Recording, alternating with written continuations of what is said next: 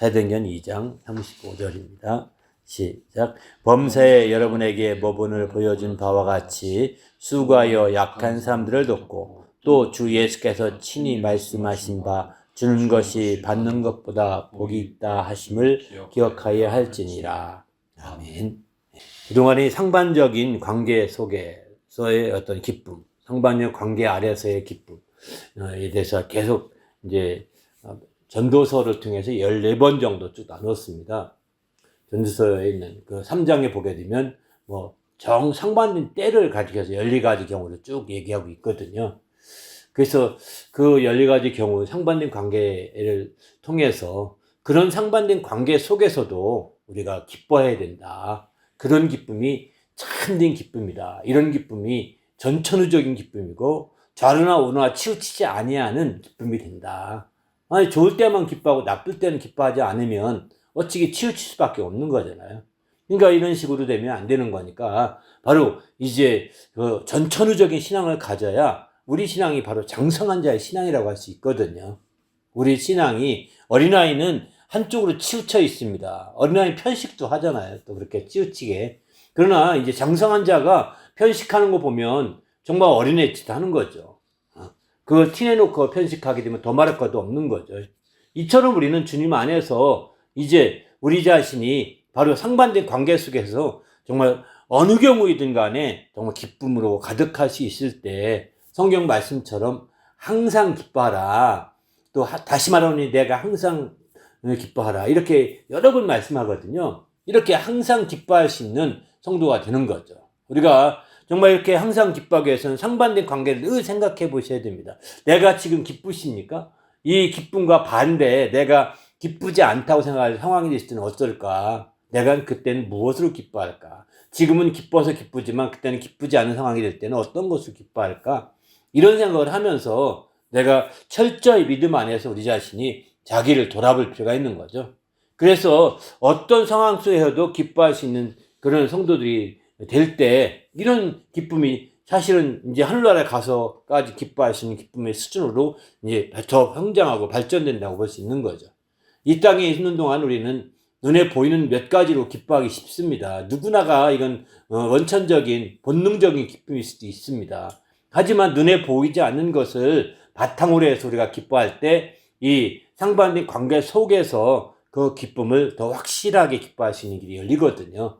눈에 보이는 것으로 기뻐하지 말고 또 눈에 보이지 않는 것을 적극적으로 찾아서 기뻐해 보시길 바랍니다. 상반된 관계 속에서라도 늘 우리는 주님 앞에서 기뻐할 수 있는, 항상 기뻐할 수 있는 그런 귀한 성도가 되리라고 저는 확신합니다. 그래서 그동안에 이제 전서의 말씀을 통해서 상반된 관계를 아주 계속해서 찾아보고 이렇게 하면서 우리가 왜 기뻐해야 되는지 또 어떻게 하면 기뻐할 수 있는지 또 거기서 우리는 무엇을 좀 자기를 돌아봐야 되는지 이런 부분을 아마 여러 가지 면에서 생각해 보았습니다.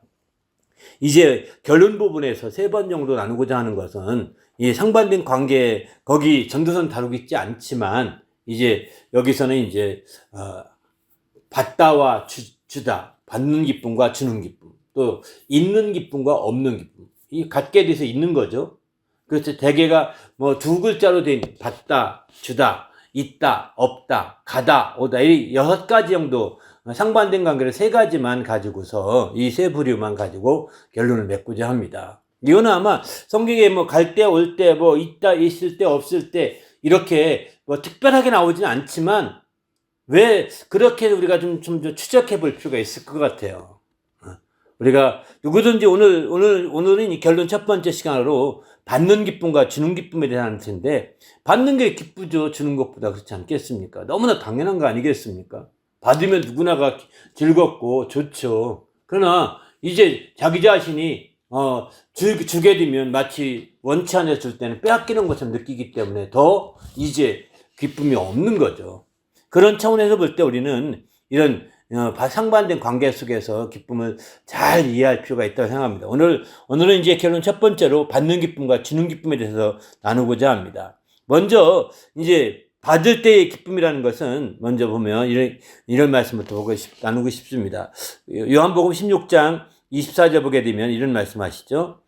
지금까지 너희가 내 이름으로 아무것도 구하지 아니했으나 구하라 그래야면 받으리니 너희 기쁨이 충만하리라. 그렇죠? 받으면 기쁨이 충만합니다.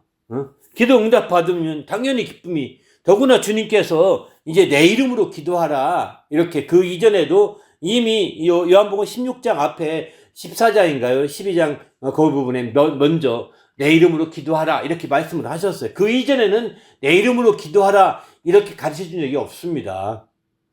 이 요한복음 13장 이후는 다 고난주간에 일어난 일들이거든요.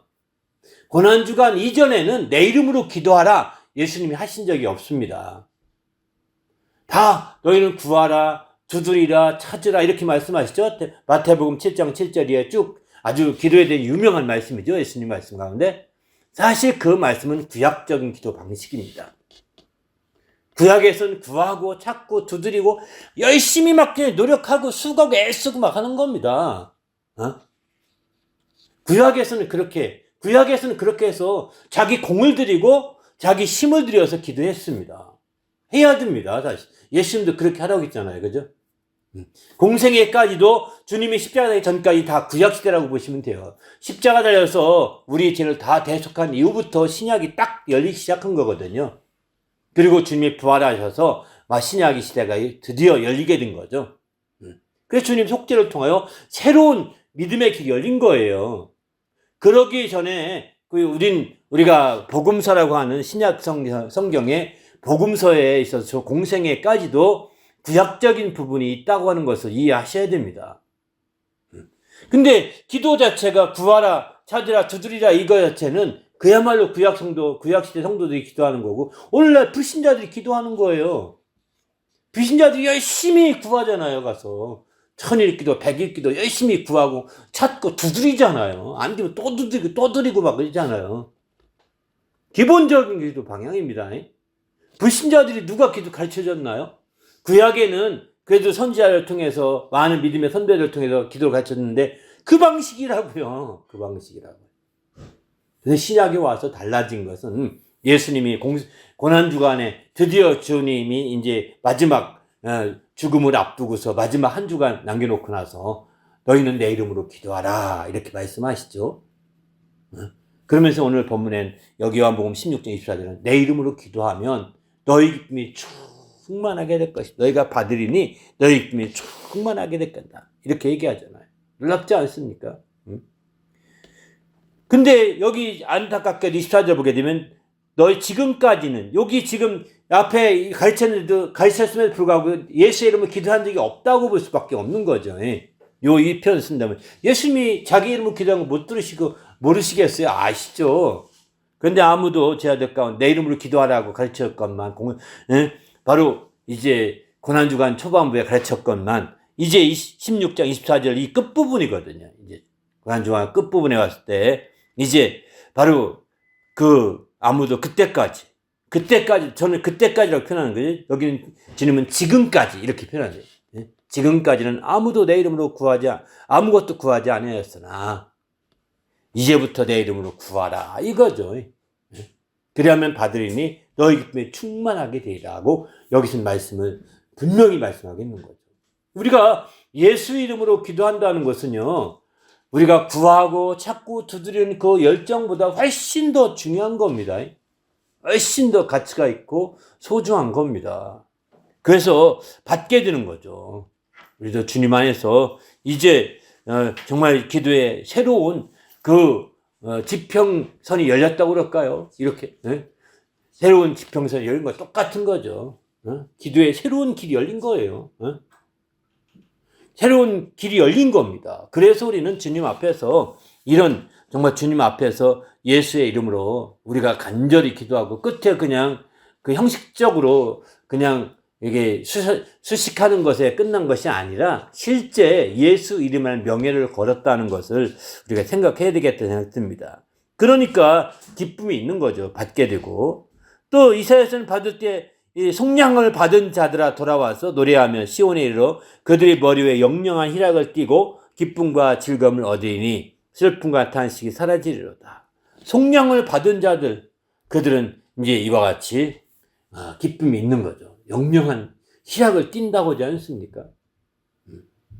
속량함을 받은 거예요. 그러니까 그 기쁨 중에 이 속량함의 기쁨이 최고의 기쁨이라고 볼 수 있겠죠. 또 이사야서 51장을 보게 되면은 구속받은 자들이 들어와서 노래하며 시온으로 들어와서 영원한 기쁨이 그들 머리 위에 있고 슬픔과 탄식이 달아나리이다. 구속받은 자, 속량함을 받은 자, 또 예수의 이름으로 기도응답 받는 자, 이런 기쁨들이 성경에서 가르쳐주고 있는 받을 때의 기쁨의 대표적인 것이라고 볼 수 있습니다. 뭐 많은 또 다른 거 많이 있겠죠. 이거 외에도 받을 때의 기쁨은 많을 겁니다. 대개가 눈에 보이는 것들을 받으면 선물을 받는다든가 또 다른 것들을 많이 받으면 참 기쁘죠. 그러나 성경은 보이는 것보다는 보이지 않는 것이 훨씬 더 크고 또 원대함을 아셔야 합니다. 그래서 고린도후서 4장 18절 보면 우리가 주목하는 것은 보이는 것이 아니요 보이지 않는 것이니 보이는 것은 잠깐이고 보이지 않는 것은 영원합니다. 이렇게 말씀하죠. 그리고 우리가 정말 받을 때의 기쁨을 추구할 때도 보이는 것을 받아서 기뻐하는 것보다는 보이지 않는 것을 받아서 기뻐하고자 해야 되는 거죠. 눈에 보이는 집 한 채를 받아서 기뻐하고, 눈에 보이는 막 그냥 그 한국은행 그 판권을 그대로 받아서 기뻐하고 5천만 원이라고 하더라고요. 한 전통이. 예? 그 패키지 하나가 그거 기쁘겠죠. 기쁘겠죠. 그리고 그거 얼마나 귀하니까 그대로 보관했다가 들통난 거잖아요. 다 드러난 거죠. 그러니까 이게 그런 식이 보이는 것을 기뻐하는 한계가 있는 거죠. 보이지 않는 것, 그 보이지 않는 것을 기뻐할 때 더 영원한 기쁨이 드는 겁니다. 할렐루야. 여기 기도응답 받은 것으로 기뻐하고. 그러니까 예수 이름이 응답됐다는 것을 기뻐해야지 기도 응답된 어떤 내용물로 기뻐하는 것이 아니라는 겁니다. 아, 예수 이름으로 기도했더니 예수 이름이 이렇게 역사했구나. 이것으로 기뻐해야 되는 거지요. 기도 응답 받은 어떤 내용물로 기뻐하는 것이라고 한다면 또 슬퍼집니다. 그것이 금방 사라지면 슬퍼지잖아요. 여러분이 정말 기도해서 막 뭐라고 그럴까요? 산삼풀에 찾았다 가정해 봅시다. 드디어 기도하고 했더니 산삼을 찾았어요. 얼마나 기쁘겠습니까?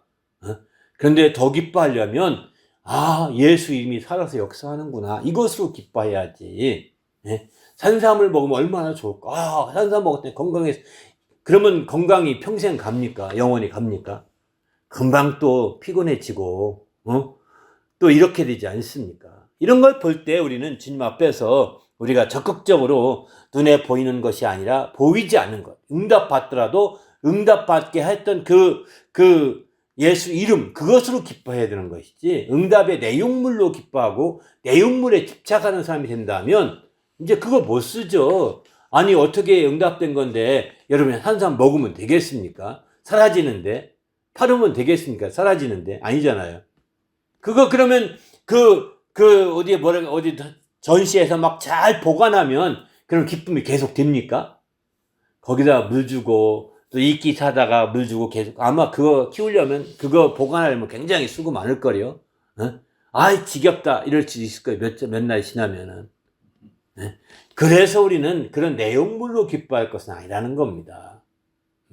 그런 내용물로 기뻐하는 것이 아니라 그 이름이 역사했음을 인하여 기뻐하는 거죠. 그래서 예수께서도 이런 말씀하시죠. 70인 분들이 나가서 막 귀신을 쫓아내고 들어왔습니다. 그래서 막 예수님께 보고하죠. 그럴 때 막 기뻐하면서 우리가 가서 귀신을 쫓아냈더니 귀신이 정말 떠나가더이다 라고 막 기뻐하면서 보고하니까 예수께서 말씀하죠. 너희가 기뻐할 것은 귀신이 나가는 것, 복종한 것을 기뻐하지 말고 너희 이름이 하늘에 기록된 것을 기뻐하라, 이렇게 얘기하지 않습니까? 귀신이 예수 이름으로 쫓아냈을 때 귀신이 나간다는 것은 이미 너희가 하나님 편에 하나님께 속한 자인 것을 알고 그것으로 기뻐하라는 거예요. 귀신에 나가고 안 나가고 그것에 초점 두지 말고 너희의 이름이 하늘에 하늘에 속한 자가 됐구나라는 것을 확신하고 기뻐하라는 거죠. 그 기쁨이 우리에게 보이지 않는 기쁨인 겁니다. 그전엔 귀신 나갔는데 이제 안 나가면 어떡하겠습니까? 나가는지 안 나가는지 모르면 어떡하겠습니까? 그러면 이제 또 혼란스러워지는 거죠. 우리는 그런 식이 아니라 바로 내 이름이 하늘에 기록되어 있으니, 한 번 하늘에 기록되어 있으면 지워지지 않는 이름이지 않습니까? 농명이라고 표현하는데 기록된 것을 농명되어 있으면 이제 지워지지 않는 거거든요. 그러니 우리가 더 확신을 가지고 믿음으로 달려나가야 되는 거죠. 할렐루야. 바로 이렇게 우리가 이제 여러 가지 보이는 것들 이런 것보다 보이지 않는 것을 받을 때 더 기뻐하는 이유는 보이지 않는 것은 영원하기 때문인 거죠. 그러면 무엇을 받을 때 기쁠까? 성경을 쭉 한번 찾아보니까 10가지 정도 이렇게 정리해 보았습니다. 복을 받을 때 기쁘다. 신명기 이렇게 표현하죠. 또 시간이 없어서 그냥 넘어가려면 속량함 받을 때 기쁘다. 앞서 말씀드렸습니다. 또 구속함 받을 때 기쁘다. 또 주의 이름으로 일컬음을 받을 때 기쁘다. 예레미야 15장 16절 보게 되면 만군의 하나님 여호와시여 나는 주의 이름으로 일컬음을 받는 자라. 내가 주의 말씀을 얻어 먹었사오니 주의 말씀은 내게 기쁨과 내 마음의 즐거움이 오나. 이렇게 표현하죠. 바로 정말 주의 이름으로 불리지고 주의 이름으로 일컫는 사람들은요, 주의 말씀을 먹고 사는 사람들이거든요. 그 말씀으로 기쁨이 있는 거죠. 바로 말씀을 받을 때 기쁘다. 말씀을 받을 때 기쁘다는 표현은 많이 나옵니다. 또 이제 그 말씀을 듣고 즉시 기쁨으로 받되 이렇게 표현하지 않습니까? 마태복음 13장 20절 보게 되면 말씀을 즉시 기쁨으로 받았다. 말씀을 받을 때 기쁨이 있는 거죠. 여러분도 설교를 들을 때든 또 이렇게 성경 공부를 할 때든 말씀을 받는 거거든요. 근데 여러분이 집중하지 않기 때문에 기쁨이 없는 거예요, 사실은. 그 말씀을 깊이 집중해서 깨닫고 받아보십시오. 정말 그냥 무심거리 이렇게 앉아서 있으니까 시간아 빨리 가라 그러고 있으니까 왜 이렇게 길게 설교하지? 이런 식으로 생각하니까 사실 기쁨이 없는 거거든요. 정말 거기 빠져들어가 봐야 되거든요. 내가 집중해서 하나하나 빠져 들어가면 시간 가는지도 모릅니다. 그러니까 이게 새신자나 어린 심령에게 이걸 요구한다는 것은 어려운 일이겠지만, 그러나 이제 자기가 그 말씀에 몰입하고 말씀을 사모하고 듣고자 하는 간절한 마음 있는 자들은 기쁨이 있는 거예요. 말씀을 받을 때. 그러나 이제 그렇지 않은 자들은 말씀을 받을 때 기쁨이 없죠. 기쁨이 있을 수가 없죠. 아이, 무슨 지루한 알지도 못한 얘기 저렇게 얘기해. 영적 하는데 왜 저런 얘기만 하는 거야? 이런 식인 거죠. 그냥 안타깝죠. 그런 사람들을 보면. 또 이제 데살로니가 전서 1장 6절 보면 기쁨으로 말씀을 받기도 한다고 했습니다. 또 기쁨으로 말씀을 받을 때 기쁨이 있지만 기쁨으로 말씀을 받기도, 같은 말씀 차원에서 같이 이해해 볼 필요도 있을 것 같습니다. 또 이제 6번째는 기도응답 받을 때죠. 앞서 말씀드렸죠. 위로받을 때 기쁨. 7번째는 이렇게 말합니다. 위로받을 때 우리가 받은 위로 위에 너희 기도의 기쁨으로 더욱더 기뻐하게 됐다. 이렇게 표현하죠. 기도가 오므로 기뻐하게 된 거죠. 바로 위로를 받을 때 기쁜 거죠. 이건 너무나 당연한 거죠. 사랑받을 때 기쁜다. 빌레몬을 보게 되면 이렇게 표현합니다. 또 인도함 받을 때 기쁘다. 시편 45편 15절에 이렇게 말씀하죠. 인도함 받을 때 기쁘다. 또 이사야서 61장 3절은 영광을 나타낼 자라 일컬음을 받을 때 기뻐하는 거죠. 하나님이 인정받는 겁니다. 이거는 영광을 받을 자라 이렇게 인정받은 거죠. 하나님의 인정을 받을 때, 하나님의 인정을 받고 하나님의 인정을 받을 때 기쁨이 있는 거죠. 우리도 주님 안에서 이런 기쁨들이 넘치시길 바랍니다. 할렐루야. 그렇지 않으면 우리는 기쁨이 그저 하나의 어떤 세속적인 기쁨 외에는 없는 겁니다. 이런 기쁨이 아니라 좀 더 차원이 다른 그런 기쁨을 추구하는 성도가 되시길 바랍니다. 할렐루야. 세상에서는 주로 세속적인 기쁨들을 추구하게 되는데 그 세속적인 기쁨 중에 이제 대표적인 것들이 성경에 몇 가지 언급되기 있어서 한번 생각해 보면 문안받을 때 기쁘다 이렇게 표현합니다. 세상은 무엇을 받는 것을 기뻐하냐? 문안받는 거 기쁘죠. 정말 문안받는 거, 높은 자리에 앉아서 문안받는 것을 기뻐하는도다. 이게 세상 사람들의 정말 전형적인 모습이죠. 문안받는 건 보이지 않는 것들 중에 않는 건데 정말 상을 받을 때 기쁘다 이렇게 표현하죠. 상을 받을 때 기쁘죠. 자기가 일한 월급을 받을 때 또는 주급을 받을 때 기쁘지 않습니까? 이렇게 상을 받을 때 기쁘죠. 또 준 것을 받을 때 기쁘다. 사실은 줄 때는 앉아서 주고 받을 때는 서서 받는다는 얘기 하거든요. 막 쫓아가 서서 받으면 다행이에요. 쫓아가서 받는 거죠. 줄 때는 앉아서 편안하게 줄 수 있는데, 받을 때는 이게 못 받는 경우도 굉장히 많기 때문에 막 쫓아다니면서 받아내는 겁니다. 그러니까 준 것을 받을 때 얼마나 기쁘겠습니까? 그런 상이라고 하면 더 말할 것도 없겠죠. 또 네 번째는 함께 고통을 받고 함께 영광을 얻으며 함께 즐거워한다, 이렇게 표현합니다. 한 지체이기 때문에 이렇다는 겁니다. 한 지체이면 이제 바로 함께 기뻐하고 함께 즐거워하게 되는데, 바로 그러나 고통도 함께 받게 되는 거죠. 이런 차원에서 볼 때 우리가 이제 세상에 그 외에도 많이 있겠지만 다른 선물 받을 때 기쁨이라든가 또 다른 여러 가지 관직을 받을 때 기쁨이 많이 있을 것입니다. 그러나 이제 일일이 다 찾을 수는 없고 좀 이렇게 참고해 볼 만한 몇 가지만 이렇게 모아봤고요. 받는 것 가운데 부정적인 것도 부정적인데도 기뻐할 것들이 있다고 이렇게 성경에 말씀하고 있습니다.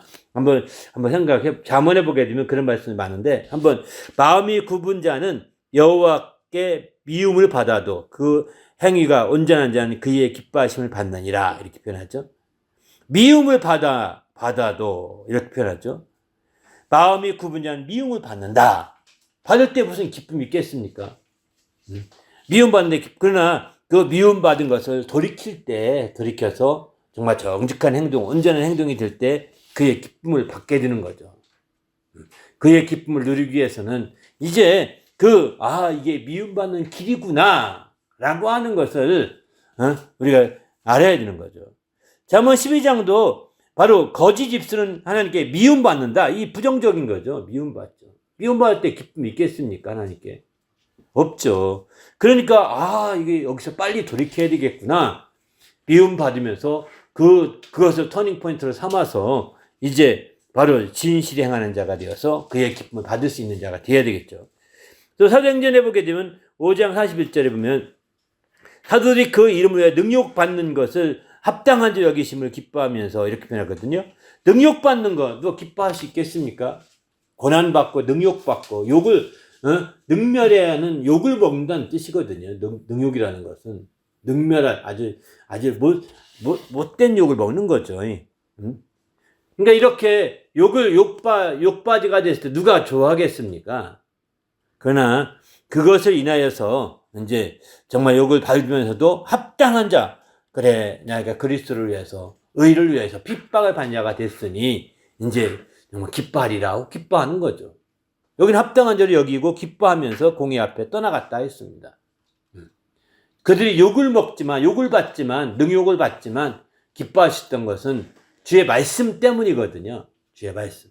바로 너희가 내 이름을 위하여 핍박을 받고 의를 위하여 핍박받는 자는 기뻐한다고 말씀하신 그 산상순의 팔복 가운데 있는 말씀들을 그들은 생각했을 것입니다. 그리고 마침내 그들은 기뻐하며 들어가게 된 거죠.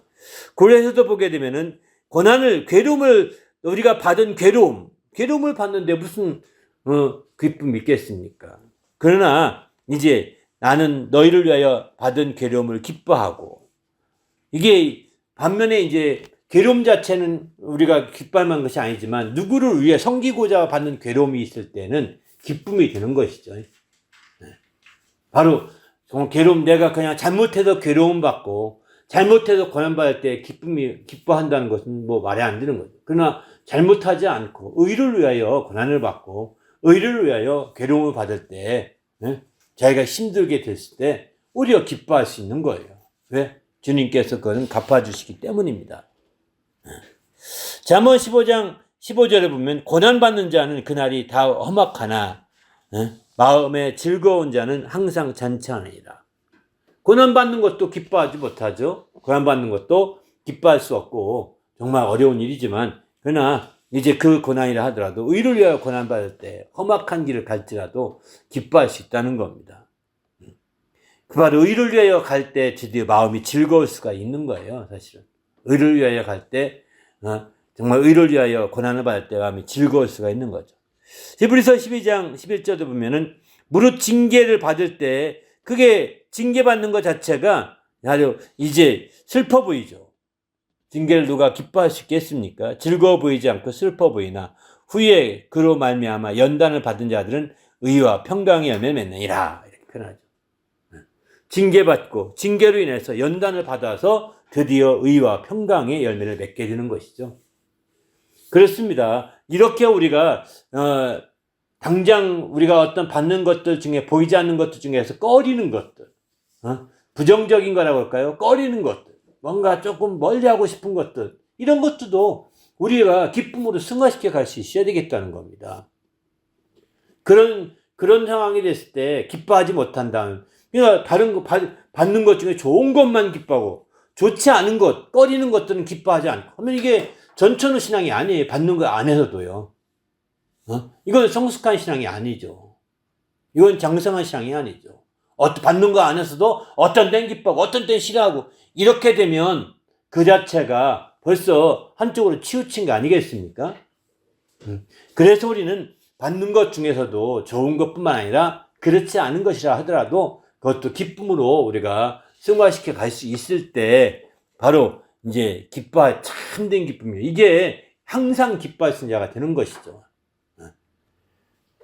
이건 주는 것이 아니라 받는 것임에도 불구하고 이렇게 기뻐하기 어려운 그런 상황들이 많다는 것을 이제 이 네 번째 시간 생각해 보고자 합니다. 다섯 번째는 받는 자들은 기쁨으로 끝나지 말고 어떻게 해야 될까? 성경은 이렇게 말합니다. 복음을 위탁받았기에 하나님을 기쁘시게 하자 이렇게 표현합니다. 바로 복음을 위탁받은 자들은 이제 하나님을 기쁘시게 하고자 복음을 증거하게 되는 것이죠. 두 번째는 흔들리지 않는 나라를 받았기 때문에 하나님을 기쁘시게 하자. 흔들리지 않는 나라를 받은 자들은 바로 어떻게 해야 되냐. 하나님을 기쁘시게 하는데 초점을 두어야 된다는. 히브리서 12장 28절에 이렇게 말씀하죠. 바로 우리가 흔들리지 않는 나라를 받았은 즉 은혜를 받자. 이로 말미암아 경건함과 두려움으로 하나님을 기쁘시게 섬길지니 또는 감사하자 이렇게 표현합니다. 바로 이렇게 우리는 주님 앞에서 정말 흔들리지 않는 걸 받았기 때문에 은혜를 받고 하나님을 기쁘시게 섬기고 감사한 자가 될 때 참으로 온전한 역사를 이룰 수 있는 것이죠. 세 번째는 계명을 받았기 때문에 진리를 행해야 된다 이렇게 말합니다.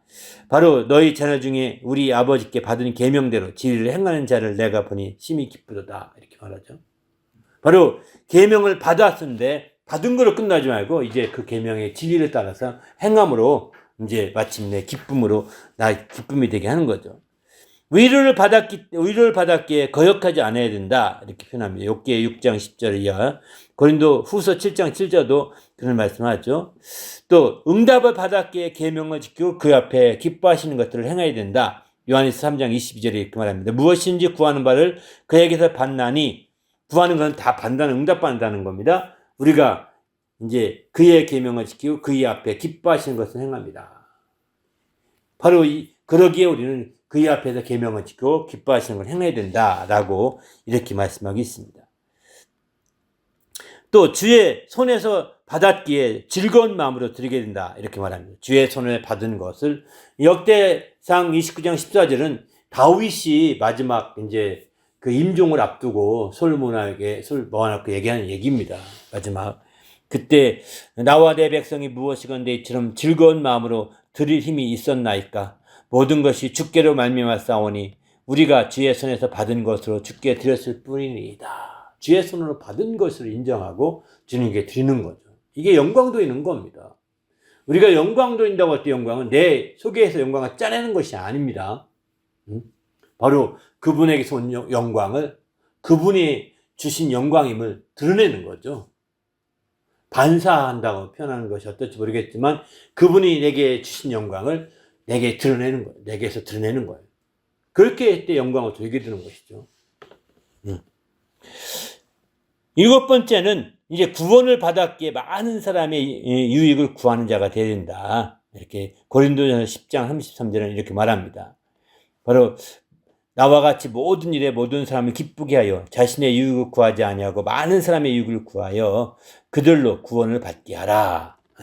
우리가 구원받은 자들은 이제 또 다른 많은 사람들을 유익을 구하게 하는 일에 쓰여야 되는 거죠. 이렇게 될 때 주님 앞에서 확실하게 드려질 수 있는 거죠.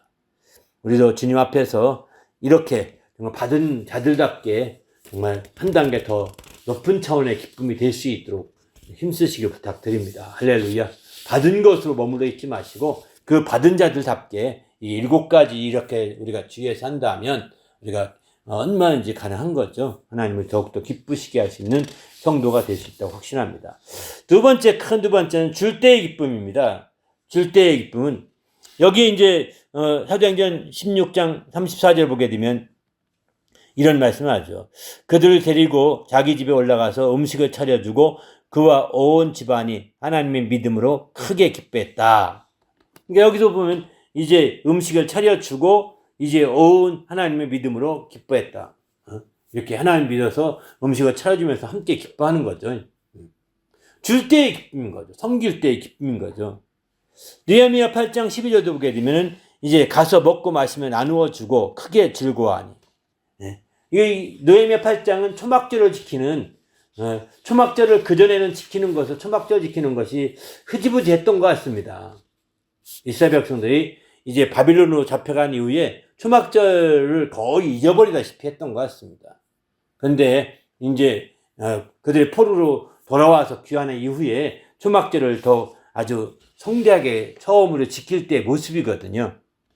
그때 이제 초막절 행사들을 그대로 회복하면서 또 이렇게 지킬 때 이제 그들이 함께 먹고 마시며 나누어 주고 크게 기뻐해. 나누어 주며 크게 기뻐한 거예요. 즐거워하는 거죠.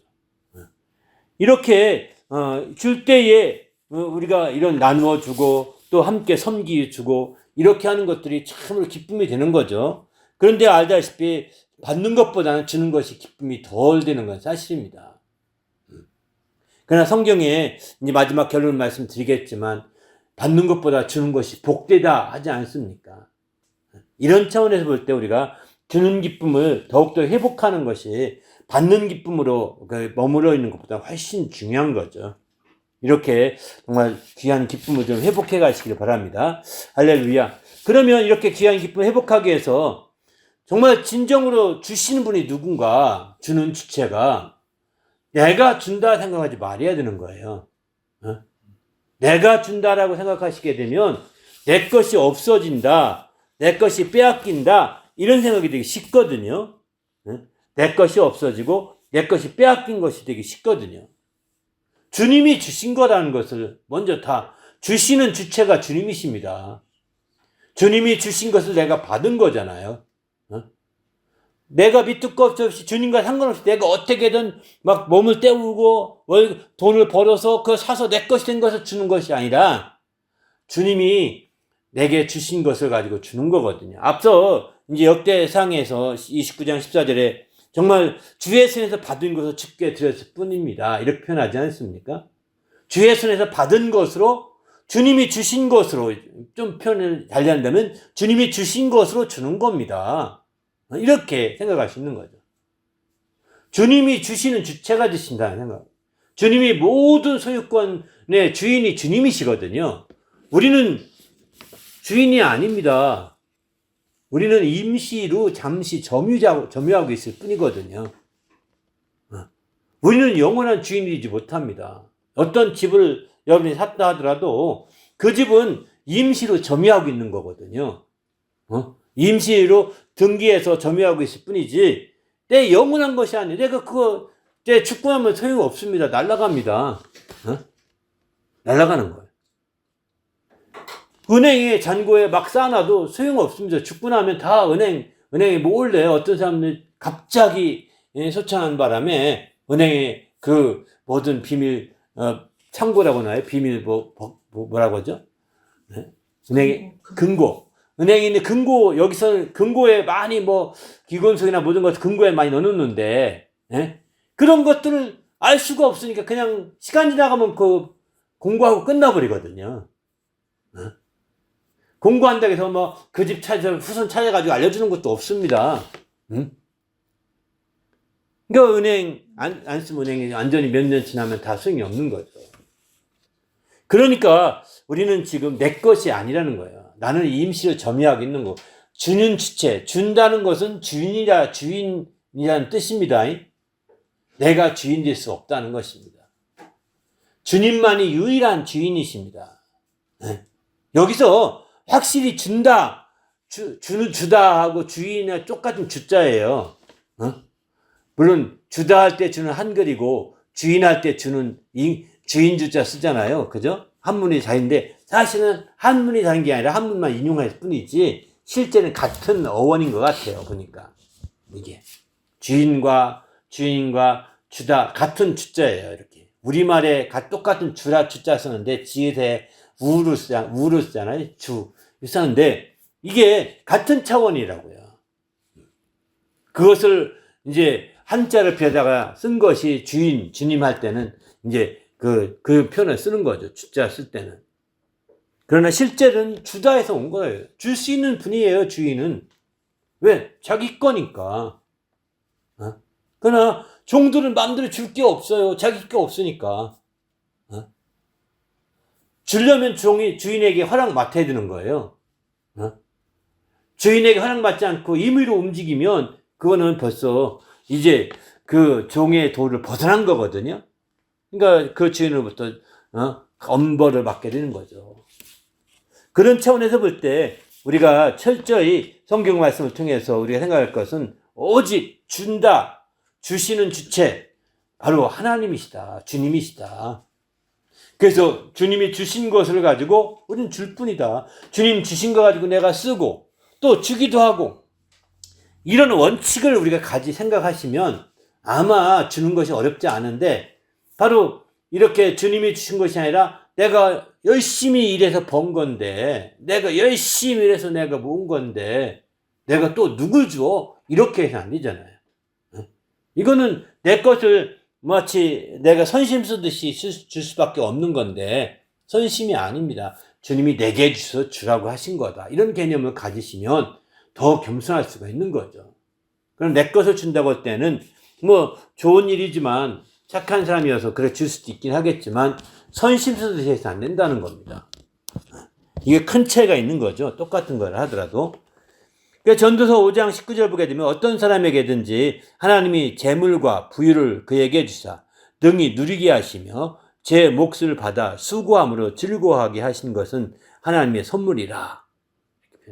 하나님이 그에게 재물과 부유를 주신다는 거예요. 그걸 누리기도 하고 제 몫을 받아 수고함으로 즐거워하는 게 다 하나님의 선물이라는 거예요. 하나님이 주신 거라는 거예요. 하나님이 주신 것, 주심의 주체인 것을 우리가 모르면 안 됩니다. 역대상 29장 11절도 보면은 여호와여 위대하신과 권능과 영광과 승리와 위엄이 다 주께 속하였사오니 천지에 있는 것이 다 주의 것이로소이다. 여호와여 주권도 주께 속하였사온즉 주는 높으사 만물의 머리심이니이다. 12절도 부와 기가 주께로 말미암고 주는 만물의 주제가 되사 손에 권세와 능력이 있사오니 모든 사람이 크게 하심과 강하게 하심이 주의 손에 있나이다. 주님의 손으로부터 주권이라고 하잖아요. 주권. 그 주는 권리가 주권이거든요. 줄 수 있는 권리예요. 그래서 우리는 이제 그 주님에게 초점을 두고 우리가 준다 할 때 초점을 잘 이해하지면 안 되겠다 이런 생각이 들더라고요. 그럴 때 우리가 빼앗긴다 또는 뭐 선심 쓴다 이런 개념과는 상관없이 그런 개념과 멀게 바르게 행할 수 있지 않을까 생각이 듭니다. 그러면 하나님께서 우리가 주신다고 할 때 성경에 보면 어떤 걸 무엇을 주시느냐 한 16가지 정도로 이렇게 쭉 전부 찾으려고 했는데 전부 찾기가 어렵더라고요. 좀 이렇게 몇 가지 모아봤습니다. 빈도수가 많은 것 중심으로 좀 이렇게 좀 정리해 본 겁니다. 복을 주신다는 표현이 많이 나와. 70부분 가장 많이 나온 것 같아요. 평안을 주신다.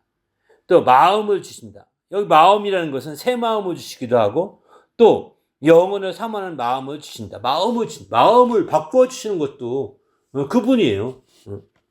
또 안식을 주신다. 또 지혜를 주신다. 자유를 주신다. 은혜를 주신다. 성령을 주신다. 또 말씀을 주신다. 또 길을 주신다. 형통한 길뿐만 아니라 여기 한 4번 정도 길에 대한 표현이 나옵니다. 또 평탄한 길도 나오고요. 여러 가지 모습이 나옵니다. 또 한 길을 주어. 한 마음과 한 길을 주어. 이렇게 표현하죠. 그죠? 에레미야 32장 39절에 보면 또 11번째는 능력을 주신다. 능력. 또 12번째는 생명을 주신다. 13번째는 구원을 주신다. 이런 표현이 나옵니다. 이렇게 한 4번 이상 나온 것들은 13가지 정도 이렇게 모아질 수 있는 것 같습니다. 한 번 나온 건 많이 있습니다. 그 외에 이제 심판할 권세를 주셨다. 또는 권세와 영광과 위엄을 주셨다. 승리를 주신다. 이런 표현도 나오게 됩니다.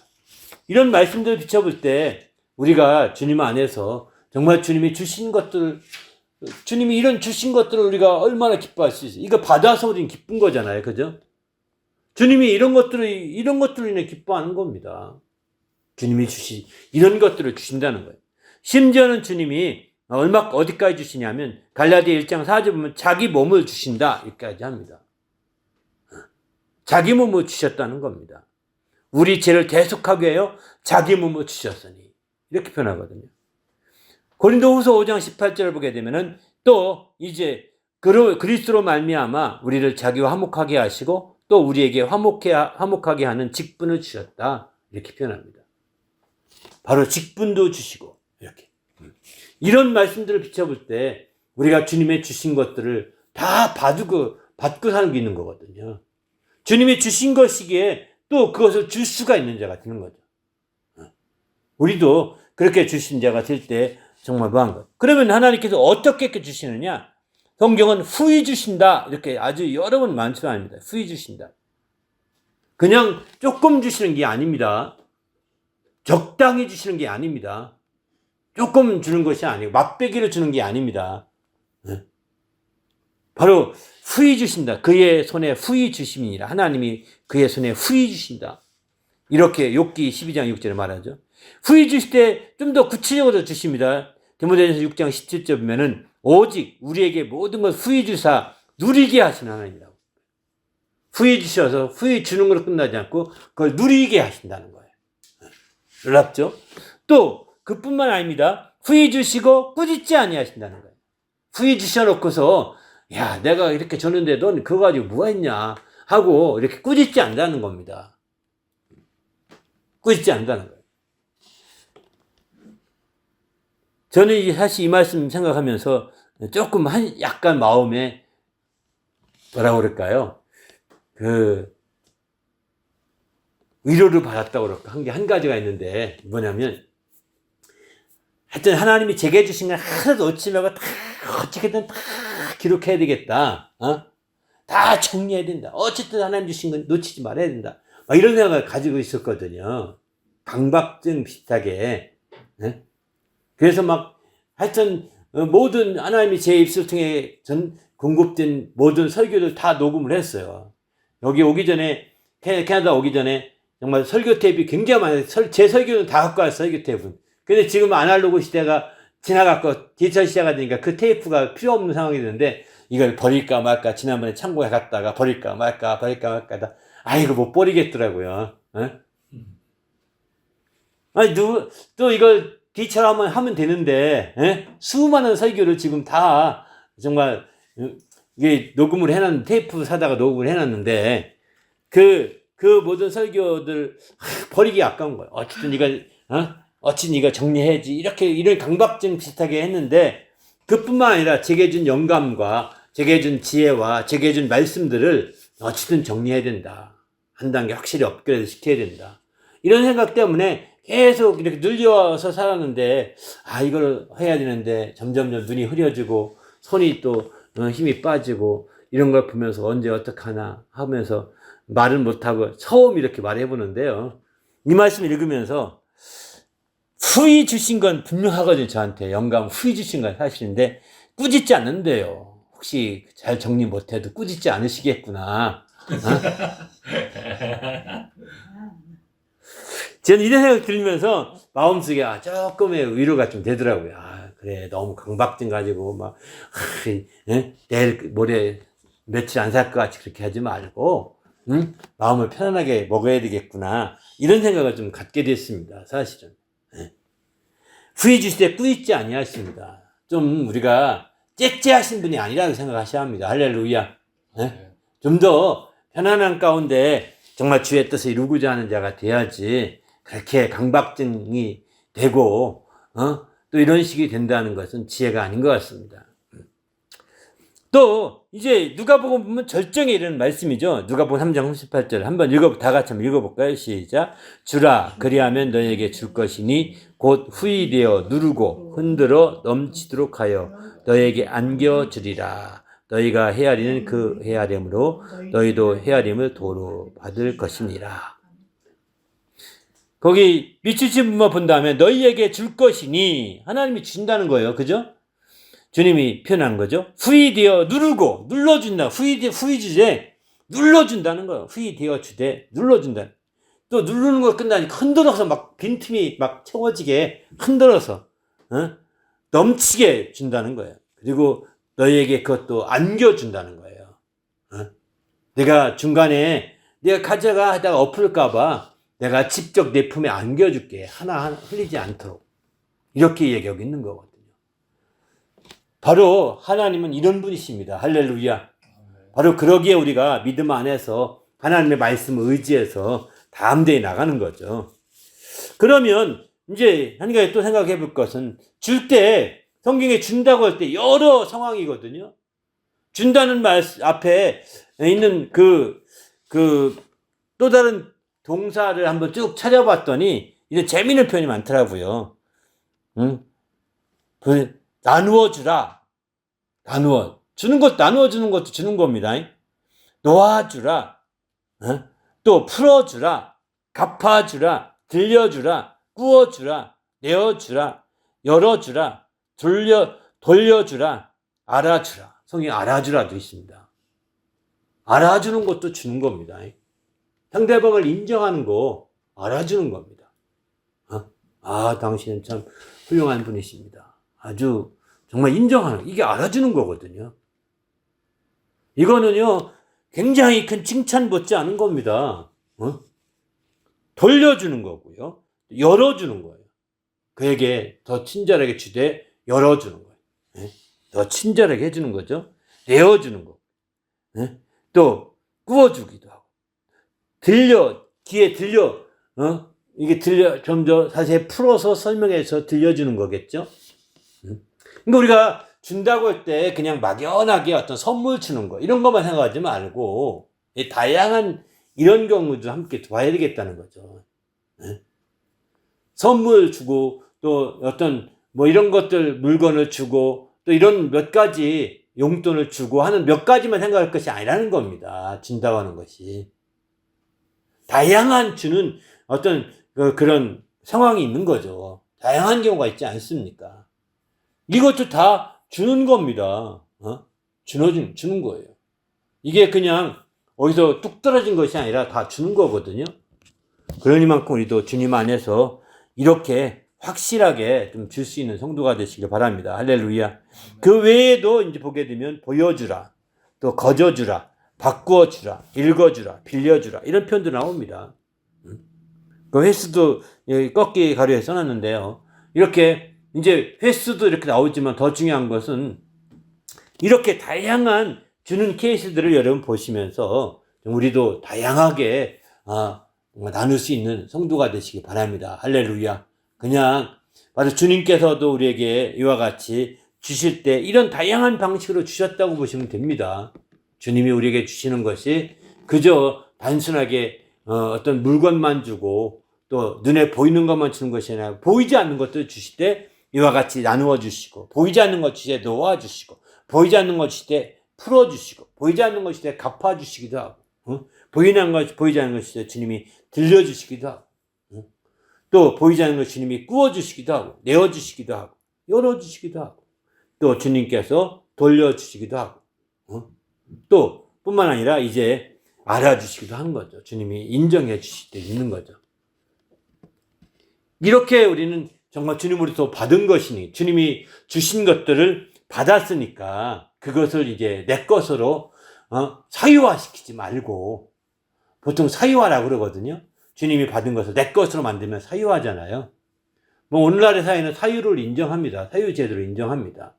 그렇지만 이 사유제도가 인정되다 보니까 너무 지나치게 주님의 것을 다 사유화시키려는 경향이 없지나 있는 거거든요. 그래서 이제 교회나 또는 자기 직장이나 모든 것들을 공금을 횡령하게 되는 거죠. 공금을 횡령이 다 사유화시킨 거거든요. 모두 사유화시키면 공금 횡령이 되는 거죠. 근데 우리가 주님 것을 주님께 받아서 쓴다고 개념이 있을 때는 사유 개념이 없어야 되는 거죠. 그럴 때 마침내 주님 앞에서 더 큰 놀라운 역사를 이룰 수 있다고 성경은 이렇게 말씀합니다. 할렐루야. 결론적으로 말씀드립니다. 이제 받는 것이 주는 것보다 더 큰 기쁨을 이제 가질 수 있다. 받는 것보다 주는 것이 더 큰 기쁨이 된다. 이 말씀을 좀 드리고 싶은데요. 왜? 주는 것이 받는 것보다 복이 있기 때문입니다. 바로 받는 것으로 기뻐하는 것은 어쩌면 어린아적인 아이의 기쁨일지 모르겠지만 주는 기쁨을 추구하는 것은 장성한 자의 기쁨을 추구하는 거죠. 장성한 자도 받을 때 기뻐합니다. 장성한 자도 받을 때 즐거워합니다. 아이만 받을 때 기뻐하고 즐거워하는 게 아니거든요. 장성한 자도 받을 때 참 즐겁고 좋은데 그러나 주는 기쁨을 더 추구할 때 장성한 자로서 참 품위가 있는 거고 품격이 있는 거죠.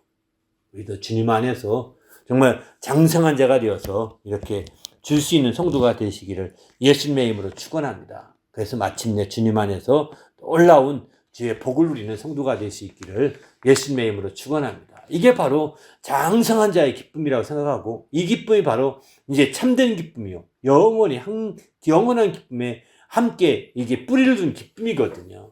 이것이 바로 이제 그래서 우리는 항상 기뻐하신 자가 되는 거죠. 범사에 또한 기뻐하신 자가 되는 거죠. 우리 모두 이런 범사에 또 항상 기뻐한 자가 되어서 정말 자르나 오나 치우치지 아니하고 어떤 상황이든지 기뻐해서 형통할 수 있기를 예수님의 이름으로 축원합니다. 함께 기도할 때 하나님 우리가 언제 마지막 때 깨어서 이렇게 어떤 상황이든지 받을 때든 줄 때든 어느 때든 기뻐하는 자가 되게 오히려 더 받을 때보다 줄 때의 기쁨을 추구하는 자가 되어서 더 복된 자가 되도록 인도해 달라고 간절히 기도하겠습니다.